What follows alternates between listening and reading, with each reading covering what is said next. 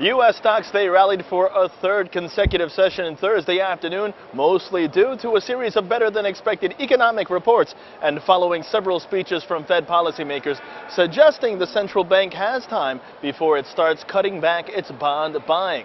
Now, on the U.S. economic front, weekly jobless claims, they fell 9,000 last week to a seasonally adjusted 346,000, while the four-week moving average for new claims, that fell 2,750 to 345,750.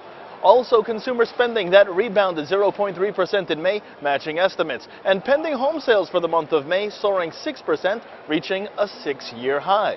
Upbeat economic data from China also helped today as national industrial profits unexpectedly rose 15% in May year over year, therefore defying expectations calling for a slowdown. And with Japan's Nikkei 225 in the index rallying nearly 3%, as well as front-month crude oil prices higher today, nearly 1.3%, it looked to be quite the active finish for the big board on this Thursday. Speaking of which, taking a look now to see how the Dow Jones has performed this session. The Dow Jones once again on the upside, triple digits, 114.3 points to settle in at 15,024.49. Once again, the Dow Jones trading above the 15,000 level.